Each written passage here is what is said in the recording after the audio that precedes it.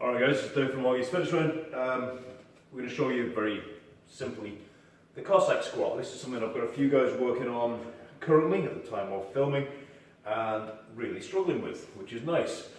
I've done this since I was a kid. My karate instructor had us do hundreds and thousands of Cossacks. So I can do them fairly easily, even on a day like today where it's bloody freezing. And I've got DOMs from yesterday's training. I can still Cossack, alright? So the movement is here, or it may be switching, okay? Now, I've done these from a young age. If you're coming to these later, it ain't going to be that easy. And all those YouTube videos of the, bendy people, yogis and whatever else, just kind of flopping around in Cossacks, are not helpful to you. So let's look at how we build it. Key points that you want to be ticking. Feet around 2 shoulder width. You'll fine tune that wide and narrow depending on your anatomy, your state, your hips, your ankles, your knees, blah blah blah blah blah. Straight leg must be straight and the toes point straight up to the ceiling. Bent leg, you want to keep the heel on the ground. One of the common cues I teach with this is just keep both heels down. So as you sit, you must sit a little bit back as you would in any other squat in order to keep that heel on the deck. Failure to sit back, if you're just going straight down, the heel will lift, you go into this quad, you go into the knee, and you'll feel it. Excuse me. Why you're not sitting back? Well, there's any number of reasons. Maybe it's your ankle, maybe it's your hip, maybe it's injury somewhere else, maybe it's just tightness, imbalance, whatever. Find your reason, fix your reason, see if it helps the squat. Maybe doing the squat itself will help you. So we're stiff and we're a bit tight. This is our range of motion before the heel lifts or I flop over or anything like that. So what do we do about it? First thing we do, decide, do I want to build active range, which I highly recommend, or do I want to go a little bit more passive and just explore range of motion? So, 2 things we do. Active range, we use a counterbalance. So if I just turn sideways, stiff and tight, no counterbalance, I drop straight down and I'm on the ball of the foot and I'm not sitting back into the hips. Push a weight out and straight away it's pushing me backwards to stay balanced.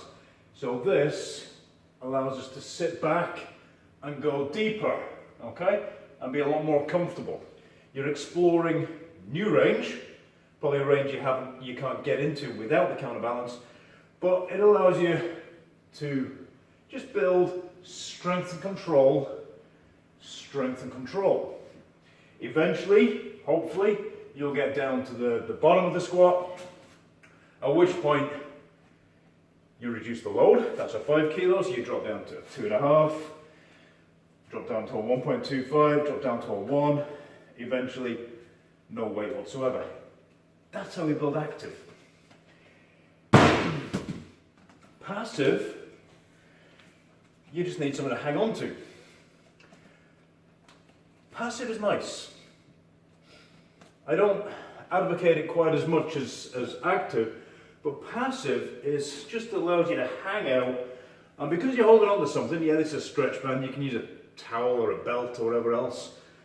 I will now really be able to access a space that you probably can't normally, alright? I'm way deep here than I usually get. This leg's actually on the floor there, alrighty? And you'll be able to just pry open. Even doing passive though, use strength. So as I come across here, I'm going to use this quad to push the hamstring straight. I'm going to pull those toes up. I'm going to have this knee and I'm going to push it out. I might even just use the glute to drive the knee out. And I don't want it to be totally passive.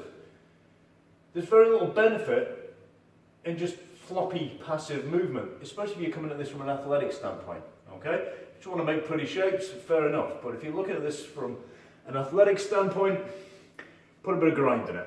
All right, so come out, grind into it, own that space, maybe pulse a little bit, find out, rock forward and backwards, use your glutes, use your quad, find that hamstring.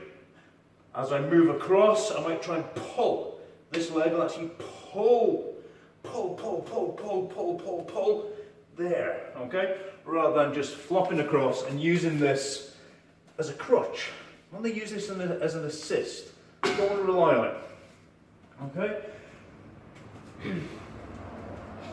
They'd be the two most common ways we use to develop the Cossack squat.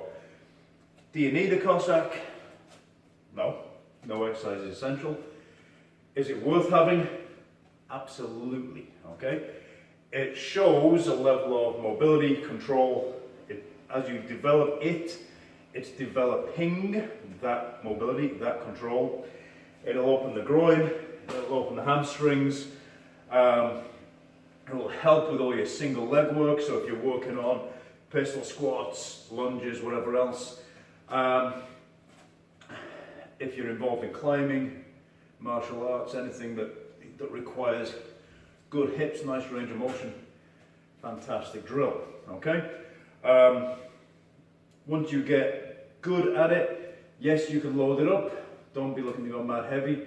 You can stick a bar across the shoulders, hold a kettlebell in a goblet squat position, and you can add a wee bit of load to it. Now, that's quite a rambling video, all about the Cossack squat. Have a play with it. Develop strength and control. Don't make it a floppy exercise, all right? Take your time. This is Dave from Morgan's Fitness Training. That's the Cossack squat. Have fun with it.